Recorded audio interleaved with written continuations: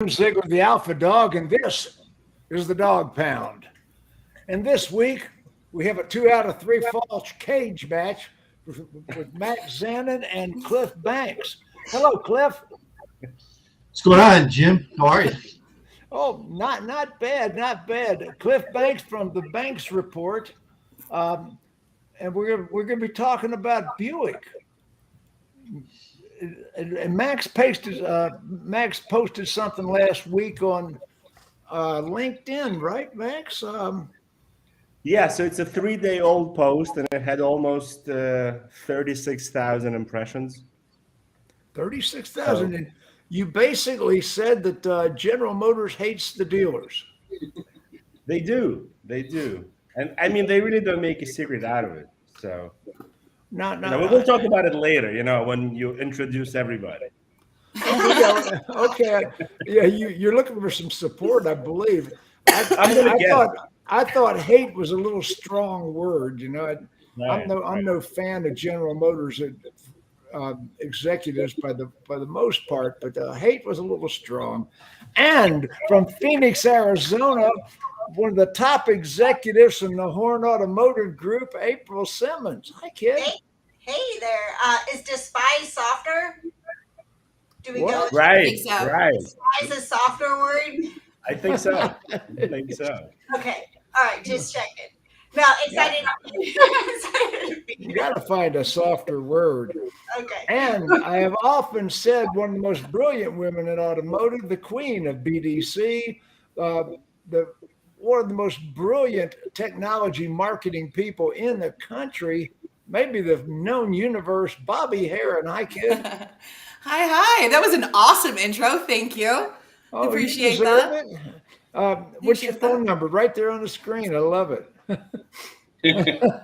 Give her a ring. She never picks up the phone anyway. That's not true. Although I didn't have power for 5 days. Or a cell phone. She's one of these. Or Wi-Fi. She's one of these new age tech. Leave me a text. Get out of here. Okay. Yeah. Send me a video. An old friend of mine, a gentleman I've known for years and years and years, Southtowne Automotive, right here in Atlanta, Bill Hall. Hi, Bill. Hey, how are you, Jim? Pretty good. And you just happen to be a Buick dealer, right? Yeah, I just happen to be. That's true. Wow, you got most of the. That's a coincidence of that happening. What a coincidence, right? Did you run out and sell your Cadillac and Buick back to the factory? Oh no. That wasn't even a thought or an option. But yes, we are a Buick dealer. Not to brag, we're the number one Buick in Georgia, and the number one total volume GM store in Georgia. So I do like my Buick franchise, so I will hang on to it. Please do. And one of the most brilliant CPAs in all of automotive. When you talk about somebody that is absolutely the brains behind the accounting of some of the biggest dealerships in the country, I couldn't get that guy, but I did get Ken Rosenfield. Hello, Ken. How you doing, big guy? Hey, finally got the technology to get in here today. So, yeah, I'm happy. Thanks for inviting me. Well, yeah, one of those chew gum and walk things. So anyway, this week, now I have owned a Buick in the past. I'll tell you, honest to goodness, I believe in recent years, Buick has had better cars in my estimation than Cadillac. I own a Buick right now, and I have a hard time getting rid of it. I love it. I had an Enclave for a while, and that's what I have. I was in love with the Enclave because Cadillac at the time didn't have a vehicle in that size range. Let's start off. Cliff Banks. I just read the Banks Report. And the Banks Report is coincidentally all about General Motors buying Buick franchises back. Tell me your viewpoint. Well, I say we let Max throw in first. Let's let Max go. Oh, you two are having a whole We need a sound effect for this. Is going to be interesting. Okay, get some popcorn and watch. Max, what exactly did you say that stirred up 35,000 people on LinkedIn? Well, I mean, listen, Jim, you and I and a lot of people here speak about it on this show week in and week out, right? That there is a deliberate effort to crush franchise laws, right? On multiple fronts. You happen to obsess with Ford, but this time it's the General Motors, right?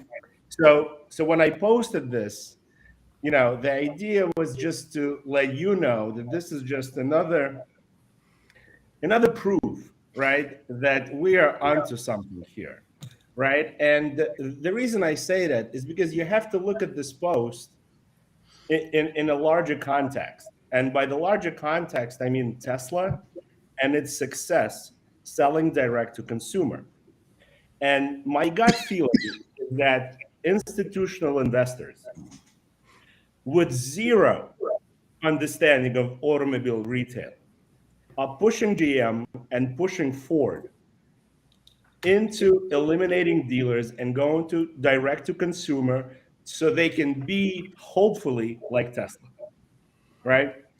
So the fact that the buyout offer came to every single Buick dealer, not the ones that don't want to invest into the EV infrastructure, but even if they Max, how does GM know which of those dealers? But I'm just saying that the offer is a blanket offer to every Buick dealer, regardless whether Banks is chipping in. It's on.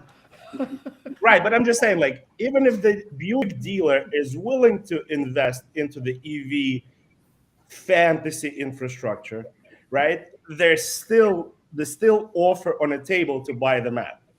So technically, they can buy out 100% of dealers, right? And my fear, right? And again, listen, guys, you have to understand, I'm not a dealer, right? But I think I am more afraid for dealers than the dealers themselves, right? My fear is that this approach, if successful, will be used as precedent to then later approach GMC dealers, Chevy dealers, and Cadillac dealers again, right? And I'm wearing this shirt for Bobbie's sake, right? It says adapt or die, right? And this is what I mean, by this right now, if I'm a Buick dealer, or if I'm a GM dealer or a Ford dealer, right? You really need to do certain things, right? You really need to understand that unless you figure out how to make money selling used cars, the franchise laws are something that's going to get broken, not if, but when, right? So you better, get your stuff together selling used cars. You better perfect your relationships with lenders. And I'm not talking about captive lenders, because captive lenders will be gone together with the franchise, right? So you need banks that will finance these used cars. You also need to be reinsured or be in some kind of a participation structure in order for you to make real money. And at the end of the day, you also need to figure out your parts and service. And by parts and service, I mean that you really have to start thinking about servicing all makes and all models, because that Buick shingle is about to be gone. Okay, Cliff, before the rest of the panel chips in, and answer what you just heard. Yeah, I'd like to know what Max thinks Buick or GM should do with their Buick dealers. There's 1,963 Buick dealers who, the first half of this year, averaged 4 sales per month. So what we have clearly, and have had for years with some of these franchises, is an over-dealer situation. I think this is a win-win for Buick dealers across the board. If you want to stay and invest with GM and with Buick on the EV future, you're going to have hundreds of Buick dealers exit who can't make that dollar, can't make that investment. GM is giving them a check to go away. How much of a check? How much of a check? How much of a check is the question? Well, Jim, it's going to be specific to each dealership. The dealers are going to have to sign NDAs. The offers are going to come in over the next 3 months, and there's going to be some negotiation going on. But dealers will have the choice. This is not a forced exit. This is hey, we recognize that some of you don't have the money or desire to move forward in the EV strategy. And if we're talking about EV investments from a dealer, it's not just throwing up a few chargers. It's investing in new lifts, new forklifts, battery containment facilities, new tools, all new training for your service techs. It's a big deal, and it could be as much as $600,000 or more. Well, let me ask Bill Hall a second, Cliff. Bill, are you invested in the EV initiative of Buick? Yeah. So I'll this is my first one of these. So it's only my second, Bill. So so there's a lot to unpack of what Max said. I couldn't take enough notes there. But I'll start by saying that I don't see the even close to the doom and gloom that was basically put out there. For those of us who've been in this business a long time, and I hate to admit how long I have, but we saw this before. This is nothing new. EBE, reimaging, dealership. I mean, this is not like something that just dropped on us that we said, oh, now they want us out. This has been going on for a long time. So I don't see it, one, as anything different. Where I do agree is that the investment is definitely on fixed. I mean, my recent large expenditure of over $3 million had nothing to do with sales. It was to build a new commercial service facility with 18 extra bays to give me 42 now, and to be over 100% fixed absorption, because like he said, that's where the future's at. I mean, is it going to be all makes and models, Bill? Oh, we've been all makes and models, yes. And even our commercial service center is, we actually advertise to Hinu and the Suzu dealers. I mean, it's really not GM specific at all. And so to answer your question, back on the investment front, I would say a couple things. One, you have very few standalone Buick dealerships left. There's only 13. Yeah, 13. I didn't know the number, and they're mostly in Detroit or somewhere in that area. Right. Yeah. So the investment to say that a standalone Buick dealership is going to have to spend $300,000 is really not. I happen to be a 4-pack, so it's different for me, but the investment is a total investment. I mean, all makes and models are requiring you to make this investment. So spread out. I actually went ahead of schedule. I put in an EV island, basically. It's an 18 stall EV bay in between my two buildings, painted the spaces green, put a little sitting area with some plugins and different things in there. And it's all on property. And I only have 6 chargers in there now, but I put the infrastructure in for up to 18 when it's needed. And, to be honest, I think I said in my comments in the post, I don't think GM hits the 2035 EV. Or even 2030, yeah. And I'm not, the infrastructure's not there, and I'm not a big EV buy-in factory guy. However, I will say, if that's where they're headed and saying where they're headed, I'm going to follow and do what I need to do to be with whether they can do it or not, they think they can. Absolutely. And when it becomes a requirement, same as anything and again, I go back to EV, but same with anything, you look at it and you say, is my cost benefit more than what my expenditure is? And when it is, and it usually is, I mean, I look at the money we get from EV and I say, well, that's, it's 20 times what they're requiring me to do. So I'm going to do it. I'm going to fix my dealership. I'm going to make all the changes that they come in and say to do. So I look at EV the same way. I mean, we just got back from a meeting of an unveiling of all the, the EV vehicles that they're putting out, and beautiful vehicles, by the way. And, I think their plan for the mixture of ICE and EV, I think, is on point. I just don't think the end point is going to end up where they think it's going to end up. That's no. Slim, I have a question. I have a question. Yeah, go What ahead. does and Cliff, you'll probably know this. What does this offer do to the value of a dealership during a potential buy sell right now? I mean, does That's a Buick coming Ken out and saying we'll Rosenfield buy all the question. dealerships? Yeah, or Ken, either way, what does that do to the value of the dealership to a dealer Well, that may I have think already elected not to participate and may have been potentially in a buy sell? Did that just crash the value of their buy sell within the market, or did it go up? I don't know the answer to that, so I'm curious. We do a lot of business valuations for car dealerships, and we've done probably close to 300 this year. And this is not the first time that manufacturers stepped in to offer to buy dealerships. Right. And Oldsmobile is a really good example of this too. We got involved in a lot of negotiations during the Oldsmobile times when the first offer was ridiculous. It was like you do it away. How about So we don't Saturn? even. So we don't know, and Saturn is another one. So we don't even Pontiac.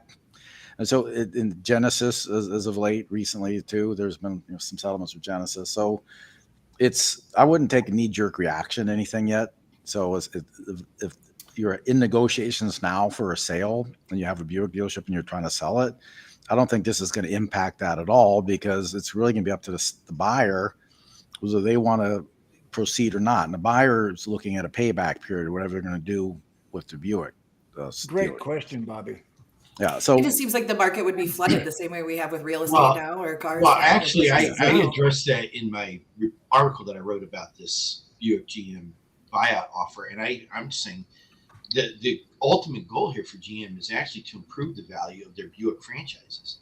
Because if you look at the multiples now, and I know each Blue Sky multiple is different for each store, but you look at Toyota, which is averaging 136 sales per month for their dealers. They have the highest franchise value of all the non-luxury franchises. You look at Buick, it's pretty low, and they rank 30 out of 41 franchises in terms of sales per franchise, and there's no movement upward for Buick right now. But if over time, over the next 10 years, if GM can increase the sales per franchise for Buick dealers, that increases the profitability of sales of the actual dealership and increases the overall value of those franchises. It's clear that sales per, it's not the only metric, but sales per franchise is a pretty clear metric on where valuation is for a franchise. So I think ultimately it is only going to, now granted, we're assuming that the EV strategy is going to work. We're assuming Buick and Cadillac, I'll throw Cadillac in there because GM just did this with the Cadillac dealers, reduced their Cadillac dealers by 320 with a buyout over the last 2 years. I think over the next 10 years, we will see the value of those franchises improve significantly than where they are today. Well, that's yet to be seen. No, it does. I mean, and there's some big assumptions there, and I'll admit that. But I'm saying this strategy is a play to help do that.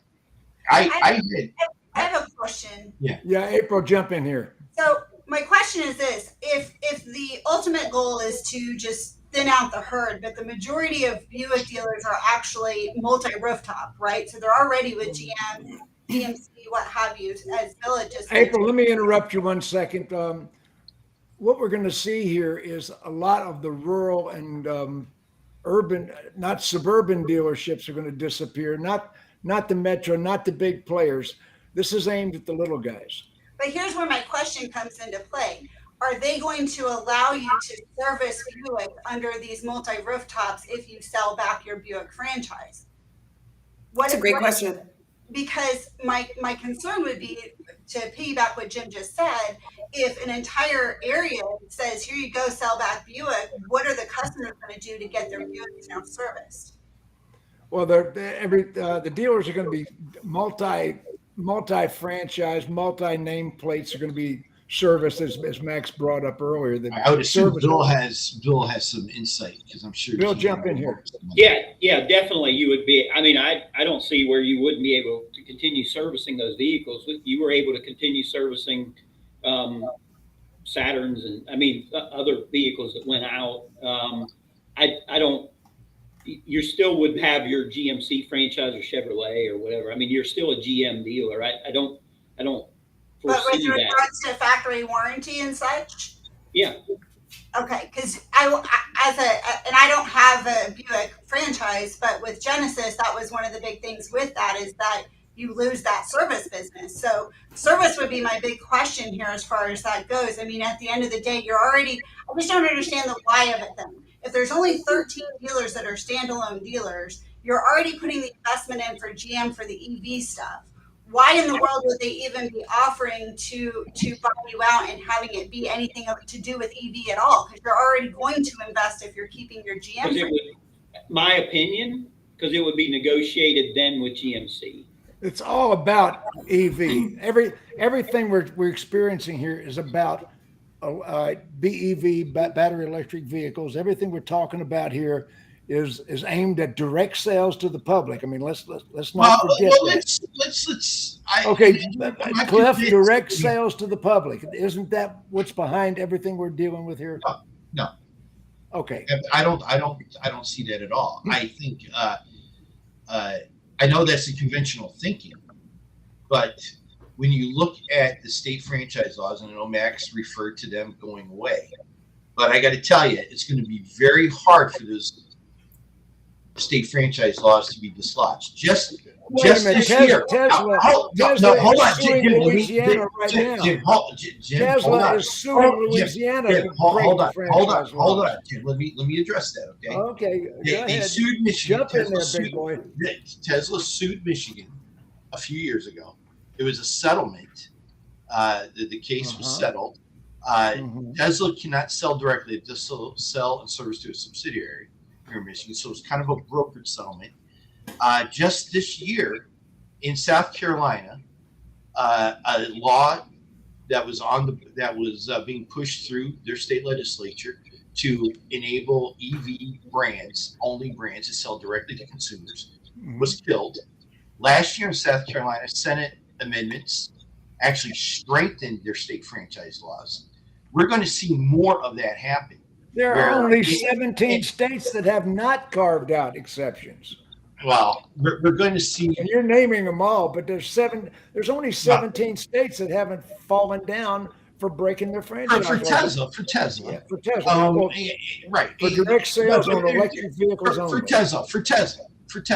Only Tesla, not for other brands. No, electric vehicles only. No, it's not. It's mainly Tesla. I'm going to say this is not a play.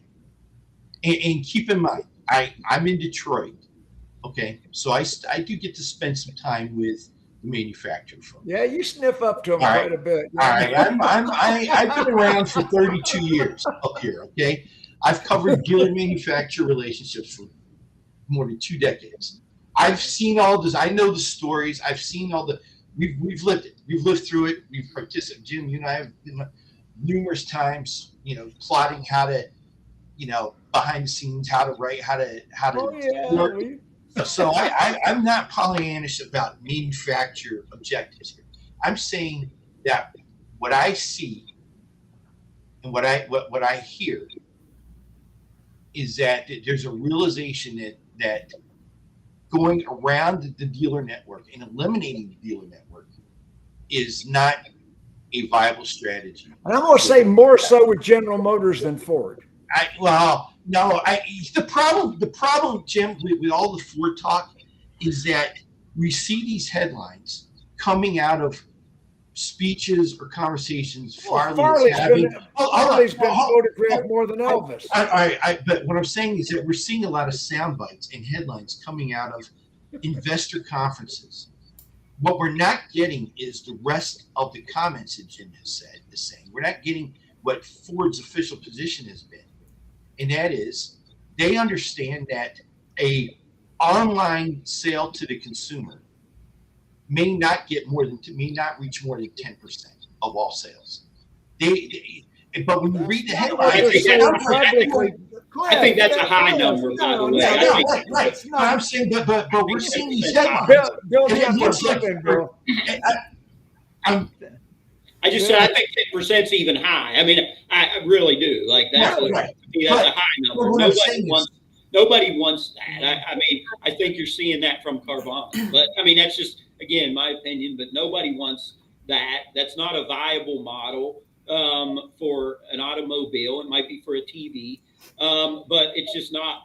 I agree with you. I agree with you, Bill. I always find this conversation so funny because why not? Why isn't it viable?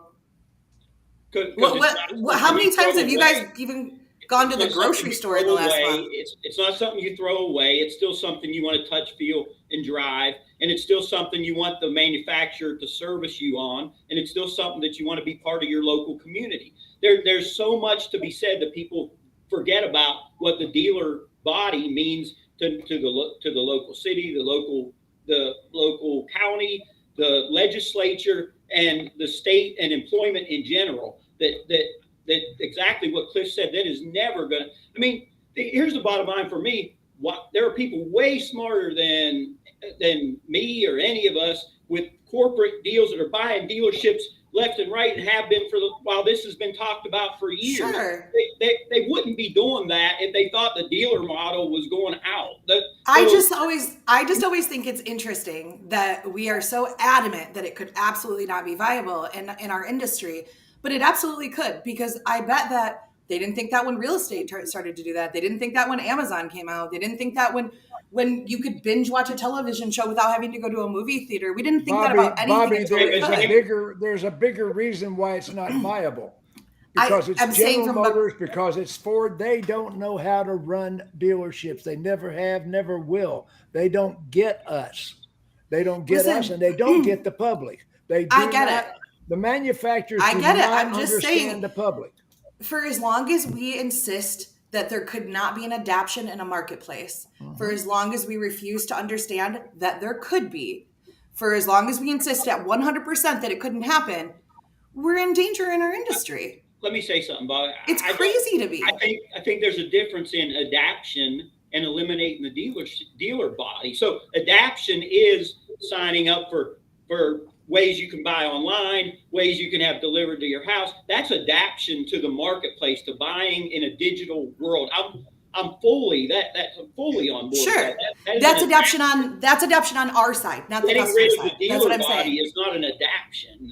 I'm not saying that the dealer body is going to be gone. What I'm saying is, please, to everybody, Bill, not even just to you. I mean, obviously, you're a brilliant dealer. You wouldn't be doing so well. I'm familiar with who you are, right?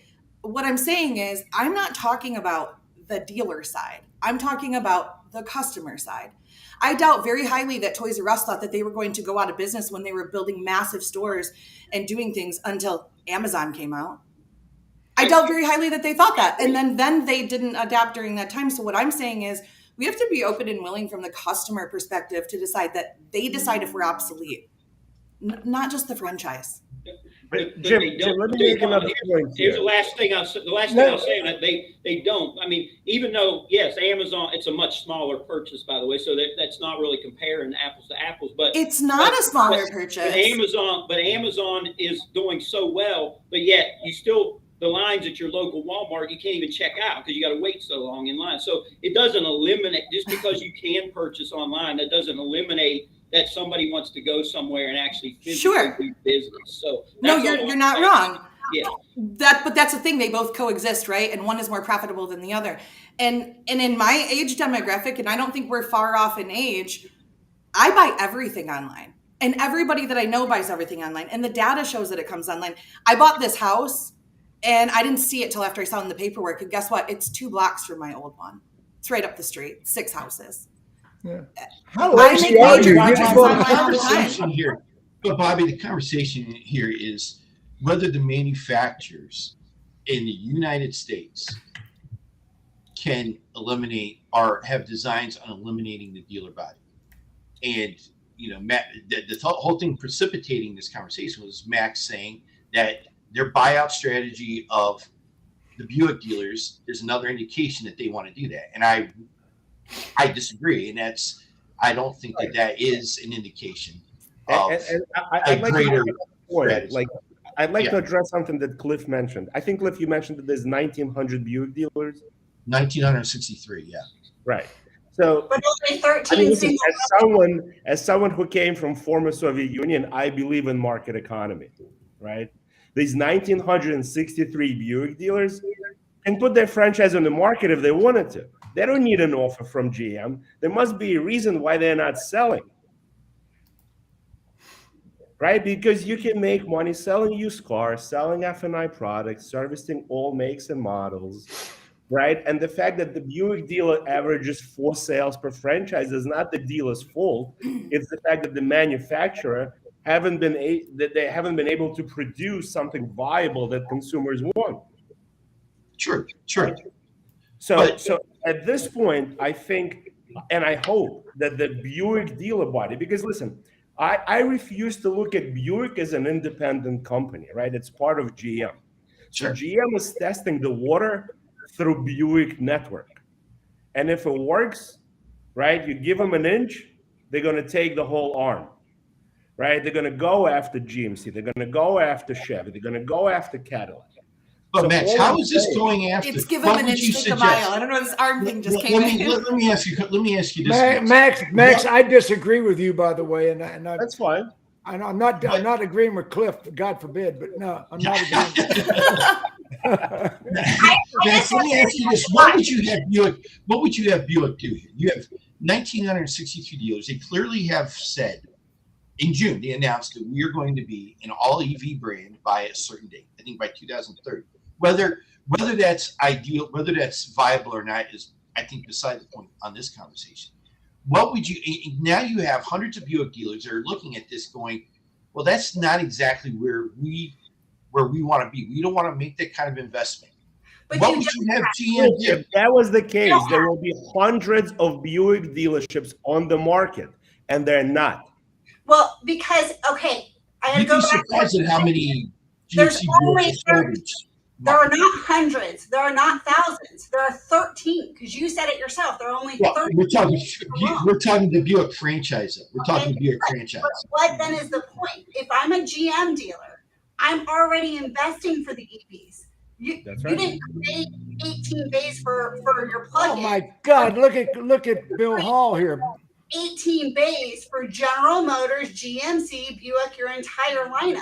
Mhm. That is the majority of these stores. There are only 13 that are single rooftop. What is the purpose of this then? It can't be about EVs. What I Otherwise, said, I mean, to go to GMC. Again, I kind of agree with Matt. I kind of agree with both of them. I mean, listen, 15% or 17% of Cadillac went away. I think 15 or 17%, if 15% to 17% of Buick combined with GMC, combined with Chevrolet went away, I wouldn't lose sleep. I'd actually sleep better. Cadillac is a saying, much like, better franchise. Cadillac it's is not a a much bad better thing. franchise. It's not a bad thing for a solid dealer who's willing to service their customers, invest in the future, and do what's necessary to adapt and to change in this environment. So I don't look at that as a bad thing. That's all. That's all. Hey, Bill, how far do you and I go back?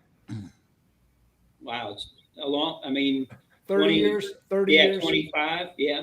25, 30 years. I mean, we both struggled up from managers to you became an owner. I'm an owner of a business. I mean, we both rose. I mean, you got the biggest General Motors megaplex in all of the state of Georgia. So we've seen it. Now, what I'm seeing right now is Cadillac and Lincoln are returning to American luxury. Yes. But they're going to do it. Their vision is all electric. And I still believe that electric is behind everything we're seeing here. And I'm going to dispute Max. I don't believe General Motors hates the dealers. I don't think they're smart enough to do that. They're just immersed. Max knows how to write a headline these days. I'm proud of you. Good General job. Motors is Good immersed conversation. immersed in ineptitude. I totally agree with you, mean- Jim. But I mean, I'm just throwing this out there. What do you think is the long-term viability of Buick, period, whether it's EV out there or not? I mean, there's not that many dealers out there. I mean, I kind of see them going away, Oldsmobile and Pontiac. It's been one of the number one selling cars in China for decades. That's right. It used to be. Not- but you know the not- reason I'm why? telling you what, I I love like the Buick. last 3 years. The only reason Actually, Buick was number one in China was the last emperor was given a Buick, and all the population of China wanted to drive the same thing the emperor was. I mean, Volkswagen's totally eclipsed them in China. We have clients in China. Do you know? Buick's dropping. Yeah, part of the problem for Buick is the way that it's sold digitally into multi-generation. I'll tell you this: I own a Buick Enclave. It's a 2016. Why don't I have a newer one? I can't find a car I like more. Most important thing to me in a car: backup camera, bomb-ass stereo system. Do you know I worked for Garber for a very long time, and I bought that Buick on the last day of the quarter, the last day of the month, the last day of the year when we needed an RDR, and I was on the desk. And I thought I was going to hate it until the youngest person in the building bought a USB stick in with a helicopter sound on it, plugged it in the showroom, and was like, "Bobby, check this out. You're going to love it." Well, And that's I because thought there you're was a special. helicopter landing in the showroom.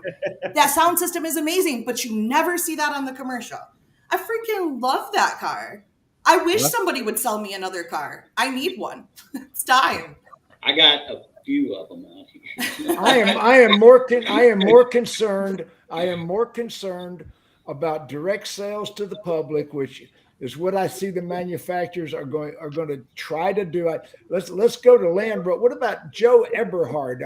Cliff, didn't Joe make a statement here about 6 weeks ago that they're going Well, to I was going to say, Jim, you took some thunder. I was going to say, if there's a brand you want to be concerned about or watch, it's Jaguar. There's a lot of disconcerting signals coming from the brand that indicate they may end up moving to a direct-to-consumer model globally. Oh, absolutely. Here in the next 2 years. What about Stellantis?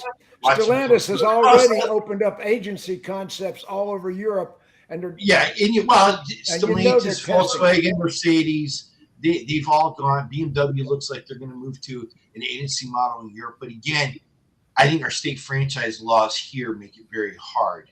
Bill, aren't you a Genesis dealer, Bill? So part of our group is Hyundai Genesis, 2 points. And what's happening there? I don't have anything to do with those 2 stores. Okay, but I know you've heard. Yeah, I mean, it's just as far as a lot of pressure being put on them from a standpoint, especially our 2 points from an upgrade standpoint, facility standpoint. I mean, it's a lot of again, not intricately involved, but I hear a lot of negatives coming from it, but I can't, I couldn't tell you one way. April, jump on top of that. We actually gave our Genesis back recently. So because of that pressure, it was genuinely too much to make the money pencil out, which is why, I asked the question about Buick and whether they're going to allow people to service, because it's not about the 2 or 3 or 4 car deals you're going to make a month. I mean, that's really neither here nor there. If I'm selling 3 cars and I don't have to deal with extra drama and stuff, have it back. It's the service that matters. So are they going to let Buick service or not is the big question, because with Genesis, you kind of lose that aspect of being able to have your warranty repairs done. So that was the big deciding factor, was do you keep it or not keep it based on that? April, I can remember 8 or 9 years ago, I had a disagreement with Mr. Cliff Banks, and Hyundai was announcing that they were never, ever, ever going to separate Genesis as a separate franchise. Yeah. Do you remember that? Never going to do it. And I was saying, bullshit, yeah, they are. And sure enough, they separated Genesis as a separate franchise. Manufacturers are not. Was that with me, Jim? Because I had a source at Hyundai from the beginning that said that was going to be their strategy. A good friend of mine that worked at Hyundai. So maybe you're getting me mixed up with someone else. Yeah, but you see, back then, Hyundai was jealous of Lexus, right, or Toyota, because they separate, right? Because Lexus is a money-making machine, and in their illusions of grandeur, they thought that Genesis is another Lexus in the making. So that's point number 1. Point number 2. I mean, in my paranoid KGB mind, I think you're a communist sleeper cell. How are they going to break the franchise rules, right? It's a 3-pronged approach, right? they needed a precedent to sell electric cars direct to consumer. And they got it from Tesla, right? Because dealers were completely asleep, right, when Tesla did this. And NADA was completely asleep, and state dealer associations.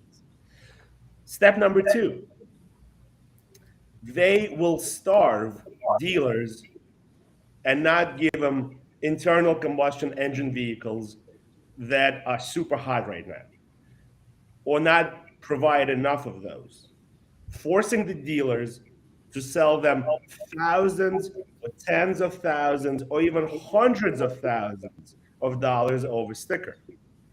And then they're going to go to Congress and say, hey, look, we're all about consumer.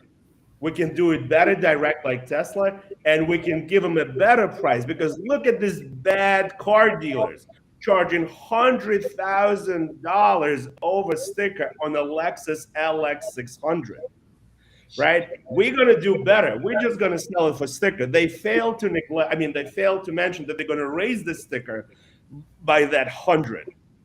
As Right? soon as the government put a $7,500 rebate on electric, That's right. all the manufacturers raised their That's trucks exactly right. $7,500. And listen, the step number 3 is just testing the water with Buick.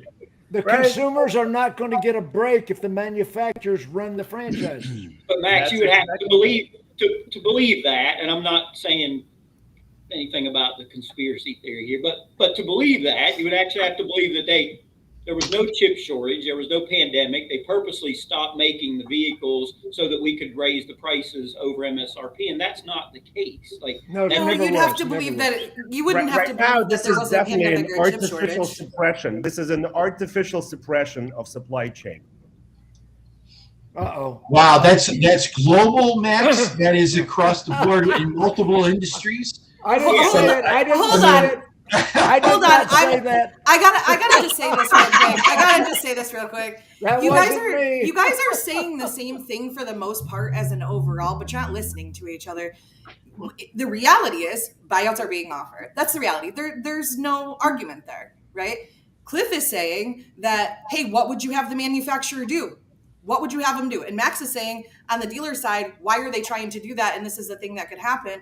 You guys are in agreement on what the overall stance is here. The only variable is the why behind it. And Yeah. none of you know the answer to that, including me, because we don't work for the company. But I will say that, and I've said this before, there's definitely a pandemic and a chip shortage. But we clone goats. You're telling me we haven't come up with a Right. system for a chip yet? Come on. Well, you don't Like- know how many chips are in a car? yeah. Like a bajillion, and I don't build Well, cars, so I might the just average be an is idealist. 3,000. There's an average of 3,000 chips per car. Yeah. How is there a chip shortage when Ford is saying the only chip they're missing is for a starter? They have all these cars sitting out there, and then they have 3,000 chips in their vehicles, and they're missing a starter chip. That doesn't even make sense. That's what I'm That- saying. that's I believe Max's there's a pandemic and suppression a theory, short, yeah. but I don't believe that there isn't a solution.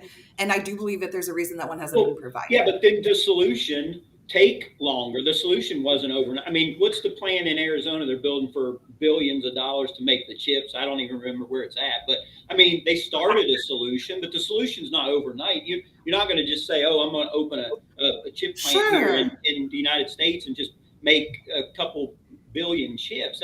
I think there is a solution that's being worked on, but I don't. It obviously wasn't an overnight one, and I just can't believe, that the market share across all brands. If just General Motors said, "Oh, we can't get chips, and we're trying to bleed out our dealers, and so they can sell over, so we can go to Congress and lobby them," then that'd be one thing. But it's not. It's across the board, across manufacturers. Again, And- I'm not saying I know the reason why. I'm just saying, like, this is ridiculous, and I won't pretend to understand franchise law. You guys have probably got this. Ken, you got this. I'm not gonna pretend to understand it, but as a consumer, Ken's got it. I Ken's don't got it. understand, and on the dealer side, I don't understand how it can be allowed that we can have an inventory shortage like this, and then a dealer can be penalized. I don't understand how that can be allowed. Isn't there something in the franchise agreement that says, hey, you can't shortlist us like on all the cars? This is an allocation. What is going on here? Well, Why is Bobbie, this you're even allowed? absolutely correct. I'm no attorney, but you're absolutely correct. And I think people need to stop knee-jerk reacting to all this stuff. Take a breath, step back, see what's going to happen. And you just Not as much fun. well, it's definitely not as much fun, but it's like it was my understanding, like when Hyundai did that to Genesis, I mean, like here in Florida, they couldn't do that. They can't have had a product that's been introduced already and then label it as a new product. Like Toyota did the right thing with Scion. It came out as a new product, and you had to pay extra to get the Scion signage and all that kind of stuff. And it basically was a new franchise. That was Jim Farley too, by the way.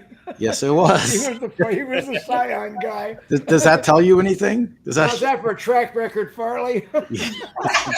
Exactly. It's 2.0 now. 3.0 is. I mean, it's 3.0. Yeah. I just relax with all this stuff and just let it kind of take its course, because the number they're going to offer you to buy your store is going to be way too low. Oh yeah, absolutely. So you got to negotiate. Yeah. Ken, it's kind of funny. The vendors are on the sidelines. The vendors have traditionally double crossed the dealers for years. Most of the vendors have run TV commercials about dealers are criminals. Now, if the manufacturers go to direct sales agency model, the vendors are obsolete. They are dead meat. They are roadkill. All those Cox companies. I don't think the dealers are going out or the OEM are taking over direct sales, but I think there's going to be an option for both, and I think it's coming pretty soon. But until electric vehicles overshadow gasoline vehicles, will be obsolete, and they'll be diminishing every year. There'll be less and less. If the plan to go total EV, which Bill Hall and I will tell you that ain't going to happen. But if the plan to go total EV by 2030, 2035, whatever those people think it's going to happen, we can even build a chip in 3 years. I don't think we're going 100% EV in the country. Gasoline vehicles will be in museums and Barrett Jackson auctions. I mean, so understand. So the vision is that gasoline vehicles will diminish as electric vehicles become the used car market of the future. You know what I think the car of the future is going to look like? I think it's gonna look like Uber. I think people are buying less cars because they don't want to drive everywhere. That's the car of the future. No, they're showing them here at the Detroit Auto Show next week. So, well, last week in San Francisco, of course, the EV taxi had a wreck. The autonomous taxi had a wreck. My favorite one this week, did you see the article of the coal miners in Virginia pushing that electric car that ran out of electricity? I love it. Yeah. But some of these are funny. They just issued a warning that electric autonomous cars cannot see in fog. They cannot see at night. I mean, now there's whole technology. So the Jetsons are still ways off there, Ken. Not yet from the Jetsons. I want a teleporter. Cliff, jump in. What are you thinking? I see you Cliff. So this is what I've been saying for a few years now, and about this whole move or this idea of moving to agency or direct to consumer and getting rid of the dealer networks here in this country. I think the manufacturers want their cake and eat it too. And what I mean by that is I don't see them wanting to make the investment in service and retail that they're going to have to make to go fully into that world of taking over the dealer networks. But I think they want to control that process as much as possible. So they're going to push and prod and get as close as they can to that line and do as much as the dealers allow them to get away with, and as much as the ATAs, the state franchise, as much as the dealers let them get away with. Now you said it.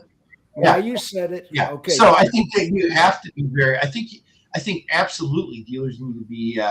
I want to see the dealers march back on the battlefield with the NADA banner. And I talked to Mike Stanton, the new head of NADA. He's going to be on the show here in a couple of weeks. Stanton's going to be on the show here. We're going to talk about I like the Frank McCarthy NADA of 30 years ago, back when they weren't, they were less about their convention and more about the dealers. Well, okay, but remember that Mr. Tonkin got them in a boatload of trouble. Well, I didn't say Tonkin. I said McCarthy. Okay. Well, I know, but that was still McCarthy's era. I mean, and believe me, McCarthy tried to send Tonkin to every speaking engagement. The Rough Riders around the world. Yes, tried to get him out of D.C. He had, if you remember, he had rented an apartment next door to NADA headquarters. They wanted him out of D.C. They sent him all over the world to every speaking engagement imaginable, just to kind of offset some of the trouble that he was going to get them into. And he ended up getting them into a lot of trouble with the Justice Department on restraint of trade. Greg LeBlanc Jr. says gas cars. He's out of Louisiana. He's a pretty big dealer out in Louisiana. Yeah. So what about Tesla taking on Louisiana state franchise laws, Cliff? We'll see. They're not going to get everything they want in Louisiana. They'll get even more. No. Not Louisiana. No, not Louisiana. Not Louisiana. They did it in Michigan. They did it in South Carolina. I mean, listen. We were writing about Tesla trying to limit the franchise laws, or trying to offset or go around the franchise laws 10 years ago. They're still no closer than what they were then. Oh, now that is an untrue statement. Correct. They're a lot closer. I mean, I've been agreeing with you, Cliff. I even took on Max in your behalf. I took on Max. No, there were states. Listen, there were states that had weak franchise, that had loopholes in their franchise laws that allowed Tesla to get in and sell. There's quite a few states, but and in the other states where they've made some headway, it's specific to Tesla because they don't have an existing dealer body. A law is only a law until a law is changed. I think what's happening. They've not had any success in overturning any of the state franchise laws. They've not had any success. Cliff, I think what's happening, right? We entered a new era, right? Because of Tesla and Uber. They have incredible legal departments that said, let's just break the laws and get away with it and let them come and sue us. And it actually worked, right? Tesla destroyed franchise laws and Uber destroyed taxi business across the country, right? So now, Max, I can tell you, I've covered that whole. I've covered the whole Tesla deal. Manufacturers don't do the same thing because dealers are not united. NADA is not there to protect them, and dealers. Well, as you mentioned, I'm a Buick dealer. I'm kicking. Okay, it's the first cage match I've ever seen from the entire show. I'm like fascinated. I muted Max. I'm going to say a law is only a law. Yeah, a law is only a law until it's not a law anymore. A law is only a law until it's not a law anymore. If I'm a Buick dealer, I'm kicking in $10,000. Right, there's 13,000 Buick dealers. Right there, you have $13 million to lobby and preemptively sue. Right? You can't lay down because these OEMs like Uber and Max, what are you suing about? All walking dealers to their death. But it's strengthening. So crystal clear. Only Let Bill jump in there. I agree with Cliff, and I hate to. I mean, I keep agreeing. I know you that way, and I disagree with what Jim said. I totally agree because I was involved. I actually spoke before the state legislature on the Rivian deal here in Georgia.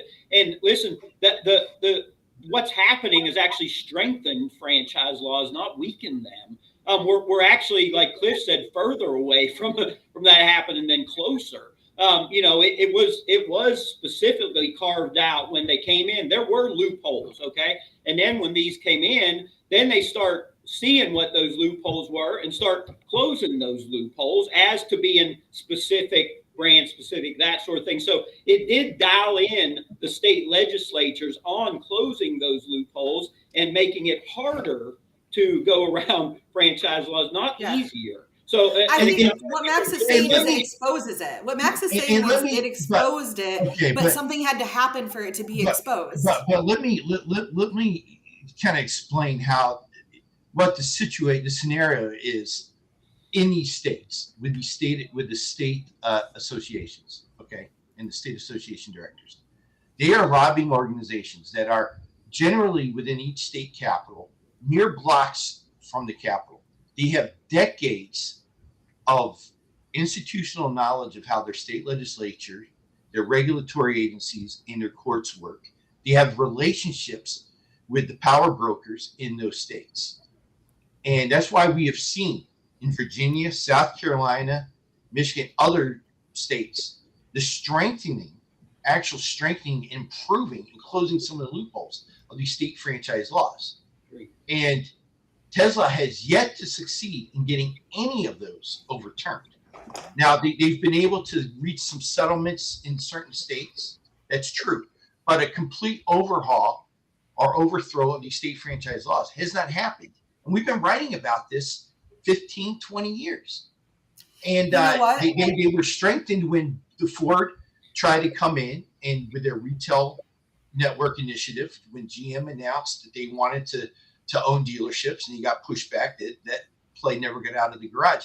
But who fought that? Hey, that was him, right. But I'm just saying that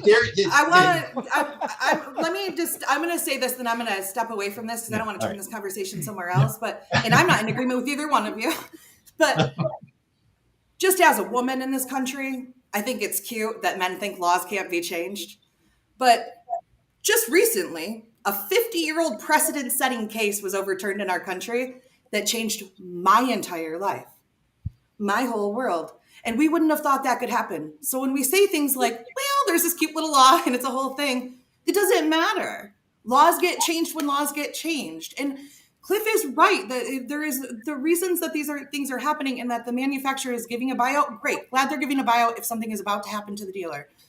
But Max is also right that just like Bill just said, you guys are talking about how the laws were strengthened when exposure happened. But guess what had to happen for exposure to happen? A massive shift in an industry. And that's what Max is saying. It's a great headline. But to say that something can't be changed is ridiculous. I agree with you 100%, Bobbie. And one of the things that's concerning to me, I'm no lawyer, is look at Tesla. They're actually operating against state franchise laws in most states. And the problem is happening. There's a precedent being taken right now where the states are just turning their backs and they're closing their eyes and they're not doing anything. They're not enforcing any of that. And that's, I think, could be a gigantic problem soon. I think once someone starts pushing it and it's proven that the states have just turned their backs on these things, it could be a whole can of worms open, because then the states have set the precedent. They've agreed to it by being passive about it. And I think that could be a big problem. Mm-hmm. Oh, Guy. Now the women are all, here's Laura Hayes. Yeah, because we know. Oh, no. Right. We know, and you should too. Your whole posse is out there. Yeah, but not to take a side on that. I got a whole country. Not to take a side on that subject, but right. The reason it changed, why, Bobbie? Because it wasn't a law, actually. It was just a precedent.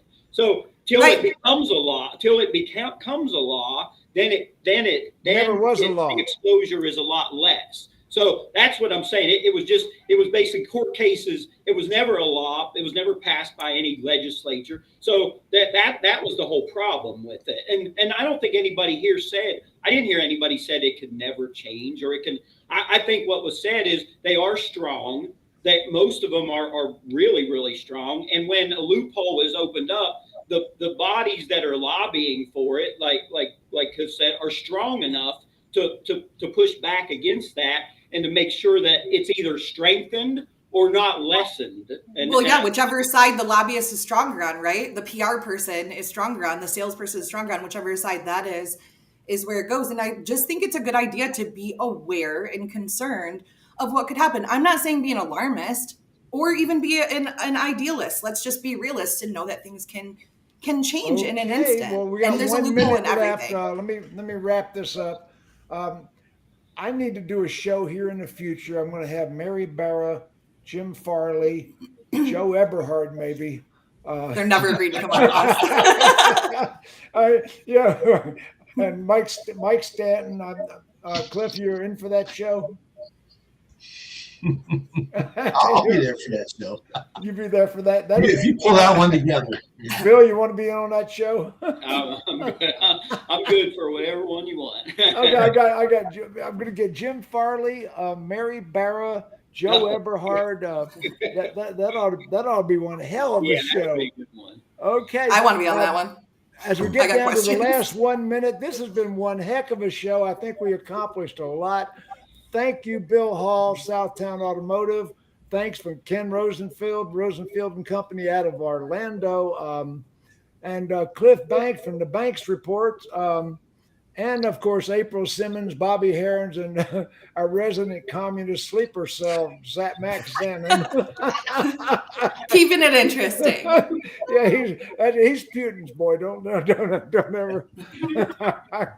Everybody wave by the audience.